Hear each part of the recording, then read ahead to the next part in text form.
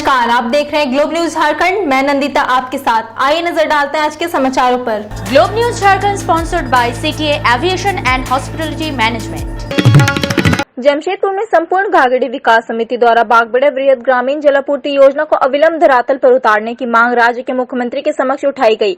आपको बता दें कि यह परियोजना वर्षों से अधर पर लटकी हुई है, जबकि इसको लेकर कई बार धरना प्रदर्शन और पैदल यात्रा की जा चुकी है। वैसे वर्ष 2018 में ये इस योजना को शुरू हो जाना चाहिए था, लेकिन वर्ष 2020 होने के बावजूद पानी की सप्लाई शुरू नहीं हुई है। समिति के लोगों ने सोमवार को इसको लेकर एक बार फिर जिले के उपायुक्त से मुलाकात की गई और राज्य के मुख्यमंत्री के नाम मांग पत्र सौंपा गया।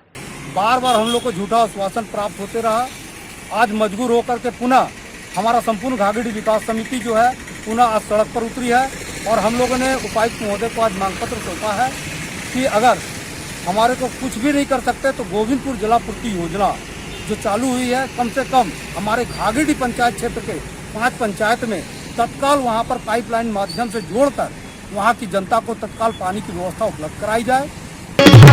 कोलान के सबसे बड़े सरकारी अस्पताल में एक बार फिर से सफाई की समस्या उत्पन्न हो सकती है। वैसे इसका खुलासा अस्पताल के सफाई कर्मियों द्वारा अस्पताल के अध्यक्ष और सफाई मंत्री के नाम दिए गए ज्ञापन से हुआ, जिसमें सफाई कर्मियों ने साफ तौर पर मांग किया है कि अगर 7 दिनों के भीतर अस्पताल में सफाई कर्मियों की संख्या नहीं बढ़ाई जाती है तो सभी सफाई कर्मियों सामूहिक अवकाश पर चले जाएंगे।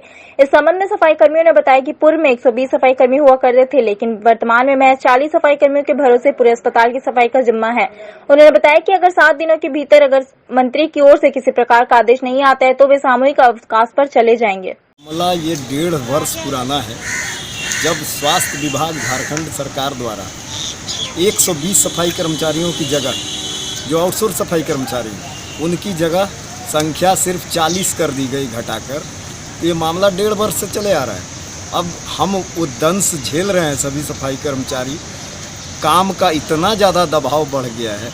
अब विशेषकर ये कोरोना जैसे असाधारण संक्रमण काल में सरकार से बार बार हम प्रत्येक स्तर पर मांग कर रहे हैं कि हमारी संख्या बल में वृद्धि की जाए। ना तो सरकार इसमें कोई रुचि ले रही है, ना ही विभागीय मंत्री रुचि ले रहे हैं। जमशेदपुर के अधिवक्ताओं का तीसरे दिन भी हड़ताल जारी रहा। वहीं अधिवक्ताओं ने साफ कर दिया कि जब तक बार भवन खोलने का आदेश जारी नहीं किया जाता उनका पेन डाउन स्ट्राइक जारी रहेगा। वहीं संबंध में जमशेदपुर के अधिवक्ताओं ने इसके लिए बार काउंसिल को जिम्मेवार ठहराते हुए कहा कि पूरे देश के सरकारी संस्थान खुल गए हैं, लेकिन बार भवन को बंद कर अधिवक्ताओं को परेशान किया जा रहा है। आम एडवोकेट को बैठने की व्यवस्था सही ढंग से नहीं हो रही। हमारे दोनों बार भवन को खोल दिया जाए। पहले भी एक बार भवन को खोल के रखा गया, किसके कैपेसिटी में खुला था ये बताने का कोई कोशिश नहीं किया जा रहा। अगर वो खुला था तो इस बार भवन को भी खोला जाए। और वीसी एडवोकेट के सुविधा के लिए बनी है, 2 वीसी है, लेकिन दोनों वीसी को बंद करके रखा गया है। टाटा मोटर्स कर्मी दिवंगत आलोक रंजन की पत्नी नीतू सिंह ने प्रबंधन के खिलाफ कल से टाटा मोटर्स कंपनी गेट पर अनशन करने का ऐलान कर दिया है। नीतू सिंह जमशेदपुर पुलिस मुख्यालय पहुंच सिटी एसपी को पूरे मामले की जानकारी देते हुए आरोपियों को गिरफ्तार नहीं किए जाने का आरोप स्थानीय पुलिस पर लगाया है। वहीं उन्होंने ऐलान किया कि अगर 24 घंटे के भीतर आरोपियों की गिरफ्तारी नहीं होती है तो कल सुबह कंपनी गेट पर आमरण अनशन पर बैठ जाएगी। 1 माह से हुआ है मेरा केस दर्ज। पहले ही केस दर्ज हुआ नहीं, यह मैं बड़े अधिकारी के पास जब आई तब जाकर मेरा केस दर्ज हुआ है। फिर उसके बाद से कोई भी मतलब कार्रवाई जो होनी चाहिए सुनिश्चित ऐसी नहीं हो रही है। टाइम पास किया जा रहा है। वो लोग अपना बेल फाइल कर रहे हैं। 9 तारीख को फिर बेल का ये हुआ है। वो लोग इसी तरह मुझे गुमराह करके टाइम ले लेके 2 दिन करके वो लोग टाइम ले रहे हैं और अपना बेल फाइल कर रहे हैं। और मैं बस यही अब करना चाहूँगी, मैं सिटी एसपी के सर के पास में आई हूँ। मैं कल से अनशन पे टाटा मोटर्स गेट पे बैठने वाली हूँ। कोलान के सबसे बड़े सरकारी अस्पताल एमजीएम अस्पताल के 60 होमगार्ड जवानों को पिछले 3 महीनों से न वेतन मिला है, न ही भत्ता। वहीं उन्होंने राज्य के स्वास्थ्य मंत्री से लेकर अस्पताल के अधीक्षक फरियाद लगाए जाने की बात कही है। बावजूद इसके इन्हें न तो वेतन मिल रहा है, न ही भत्ता। इसको लेकर अस्पताल की सुरक्षा में तैनात जवान अब आंदोलन की रणनीति बनाने में जुट गए हैं, जहां इन्होंने जल्द ही जिले के उपायुक्त से मिलकर अपनी मांगों को रखने की बात कही है।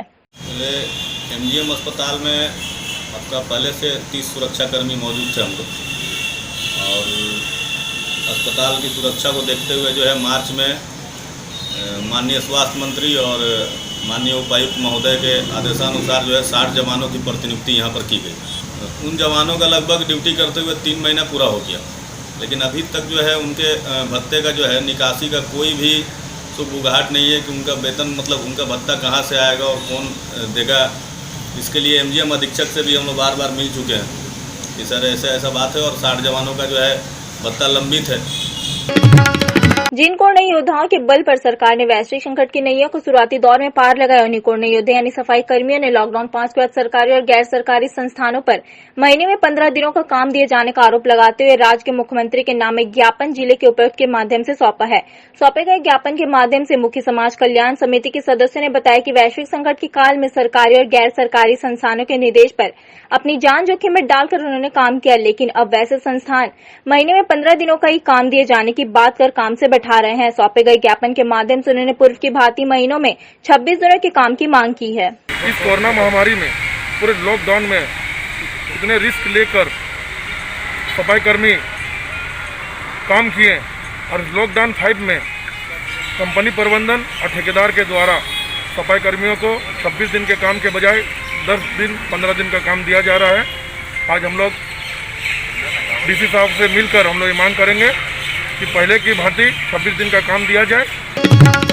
मोदी सरकार के दूसरे कार्यकाल पूरा होते ही आज पूर्व मुख्यमंत्री रघुवर दास ने पत्रकार वार्ता कर मोदी सरकार के पहले कार्यकाल से लेकर अब तक का लेखा जोखा जनता के समक्ष रखा। पूर्व मुख्यमंत्री ने इस दौरान मोदी सरकार को हर कसौटी पर खड़ा बताते हुए कहा कि पहले कार्यकाल के दौरान भ्रष्टाचार को उखाड़ फेंकने का काम किया है। इसके अलावा सर्जिकल स्ट्राइक, कश्मीर मुद्दा, ट्रिपल तलाक, अयोध्या विवाद से लेकर वैश्विक संकट कोरोना महामारी से लड़ने और इससे निपटने हेतु 20 लाख करोड़ पैकेज पर केंद्र सरकार की ओर से दिए जाने का उन्होंने स्वागत किया है। उन्होंने कहा कि कुछ पैकेज निजी स्कूलों को भी देनी चाहिए ताकि वे अपने शिक्षकों और कर्मचारियों का भुगतान कर सके। वहीं प्रवासी मजदूरों के मामले में पूर्व मुख्यमंत्री ने राज्य सरकार से स्टैंड क्लियर करने को कहा है। उन्होंने कहा कि सरकार को बतानी चाहिए कि 8 से 9 लाख प्रवासी मजदूरों के लिए क्या व्यवस्था राज्य सरकार द्वारा की जा रही है, क्योंकि मनरेगा से आप 8 लाख मजदूरों का पेट नहीं भर सकते। भारत का सूरज उगाया है। यह पैकेज देश की कुल डीजीपी का लगभग 10% है।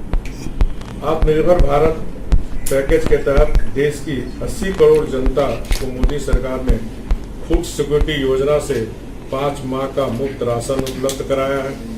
महिला जन धन खाता धारकों को खाता में 500 रुपये के हिसाब से प्रत्येक को 1500 रुपये, किसानों के खातों में 2000 की राशि सम्मान निधि अग्रिम किस्त के रूप में ट्रांसफर की जा चुकी है। जमशेदपुर के सोनारी थाना से 200 मीटर की दूरी पर स्थित बाबा भूतनाथ मंदिर के पास एक 50 से 60 वर्षीय बुजुर्ग का शव मिलने से इलाके में सनसनी फैल गई। वहीं शव मंदिर के पीछे झाड़ियों में पाया गया। वहीं सोनारी थाना पुलिस मौके पर पहुंची और मामले की तफ्तीश शुरू कर दी है।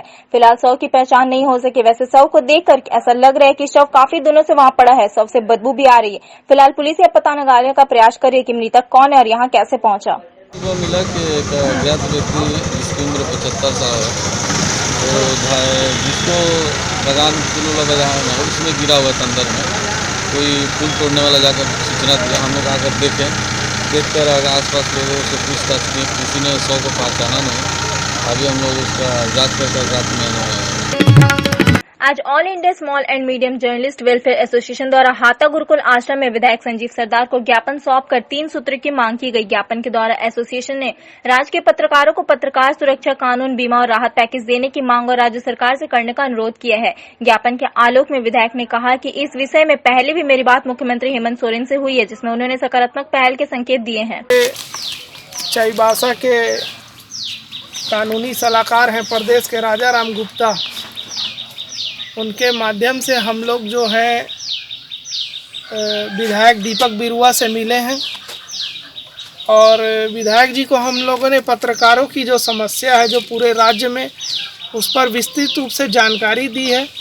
और वर्तमान में हम लोगों ने जो तत्काल अभी जो बिल्कुल राज्य में पत्रकारों के लिए जो बहुत ज़रूरी चीज़ें हैं, ये कोरोना काल में जिसमें पत्रकार सुरक्षा कानून, बीमा और राहत, ये 3 चीज़ों के लिए हमने इनको अनुरोध किया है कि आप इसको जल्द से जल्द पूरे राज्य में लागू करवाने का प्रयास करें, जिस पर हम लोगों को आश्वासन इन्होंने दिया है कि कल ही मुख्यमंत्री से ये मिलेंगे और पत्रकारों की जो भी समस्या है उसके आलोक में जो है अपना एक मांग पत्र सौंपेंगे और राज्य सरकार को ये बताएंगे कि भाई किस तरह से पत्रकारों का क्या क्या समस्या आ रहा है अभी वर्तमान में कोरोना काल में।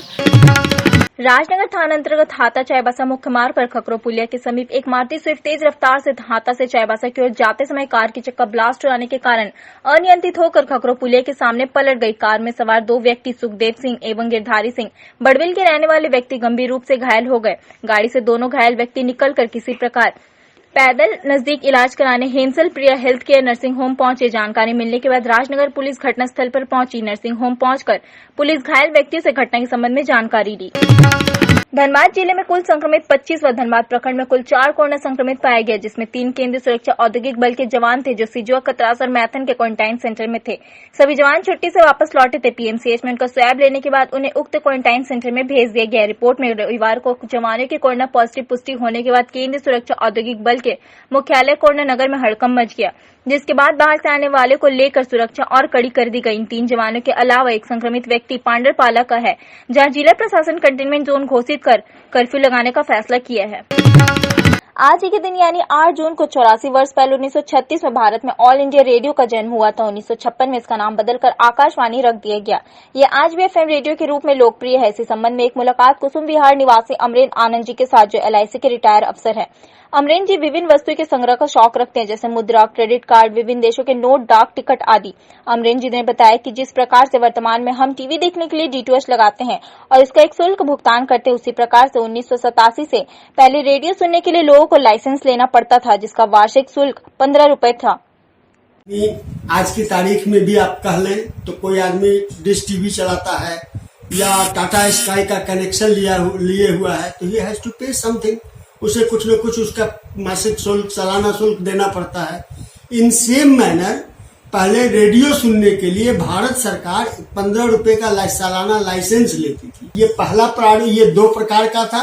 1956 तक इस प्रकार का लाइसेंस भारत में जारी होता रहा और 1956 के बाद बदल के इस प्रकार का लाइसेंस हो गया और इसमें 15 रुपए का टिकट हो गया।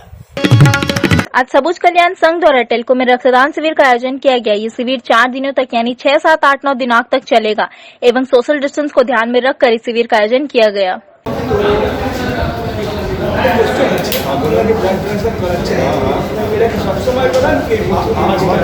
আমরা এটা কন্টিনিউয়াস জবের জন্য ক্লাব এস্টাবলিশড হয়েছে 1946 6 জুন।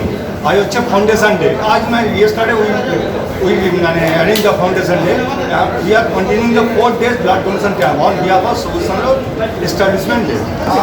আমাদের টার্গেট মোটামুটি 100+ হবে, এটা মানে 100% শিওর। আজকের এই লকডাউন পিরিয়ডে আজের নিজের অসুবিধা থাকা সত্ত্বেও, কোম্পানি বন্ধ থাকা সত্ত্বেও আমাদের ডোনাররা নিজেদের ডিউটিটা করে যাচ্ছে, পরে সেবাকে করে যাচ্ছে। আজ থেকে 30-40 বছর ধরে সেই সেবাটা যেন ডিসকন্টিনিউ না হয়, যার তারপরে আজ আমরা ব্লাড ডোনেশন ক্যাম্প। झारखंड की राजनीति के भीष्म पिता कहे जाने वाले सज्जू राय ने 2016 के राज्यसभा चुनाव के वक्त हॉर्स ट्रेडिंग मामले में CID जांच में U-टर्न को लेकर मचे घमासान के बीच बड़ा बयान जारी करते हुए कहा कि ऐसे मामलों की जांच होनी चाहिए। इसमें पीछे हटने पर सवाल खड़ा होता है।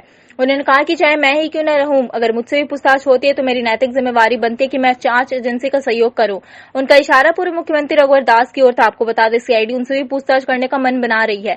इस संबंध में पूर्व मुख्यमंत्री ने कुछ बताने से पहले ही मना कर दिया। आपको बता दें कि जमशेदपुर पूर्वी विधानसभा क्षेत्र के अंतर्गत पड़ने वाले टिमकन कंपनी प्रबंधन की ओर से आज से जरूरतमंदों के बीच भोजन कराने का निर्णय लिया गया है, चाहे वो प्रवासी मजदूर हो या कंपनी के कामगार। और जब भी झारखंड में राज्यसभा का चुनाव होता है तब भी खरीद फरोख्त की बात यहाँ शुरू हो जाती है। इसलिए मैं शुरू से ही कह रहा था कि 2 सीट है, 2 ही उम्मीदवार दीजिए, सर्वसम्मत हो जाए। एक उम्मीदवार सत्ता पक्ष का इतना जाएगा, दूसरे भाजपा के उम्मीदवार हैं, उनके पास पर्याप्त वोट है। जब दोनों की जीत निश्चित है तो बीच में कोई तीसरा लंगड़ी लगा के कोशिश करेगा कि हम भी उम्मीदवार हो जाएं, तो इसी तरह का वातावरण बनेगा। ऐसा ही वातावरण 2016 में भी बना। खरीद फरोख्त की बात आई, सीनियर पुलिस अफसरों ने इसमें अपनी भूमिका निभाया। उस समय बड़ी सीनियर थे खुफिया विभाग के, उनका फोन टेप हुआ, सब हुआ। अब उस समय नहीं मुकदमा हुआ और चुनाव आयोग ने पहले भी कहा था मुकदमा करने के लिए। अब मुकदमा हुआ है तो मुझे लगता है कि मुकदमा का अनुसंधान ठीक से हो और कोई भी उसमें इन्वॉल्व हो। मान लीजिए हम लोग ही उसमें थे, विधायक थे, उनसे भी पूछताछ हो, किसी से भी पूछताछ हो। SGIHM Institute of Hotel Management, registered by government of India. Craft course एवं डिप्लोमा कोर्स, प्रैक्टिकल क्लास की सुविधा एवं 100% जॉब प्लेसमेंट। करें अपने सपने को साकार।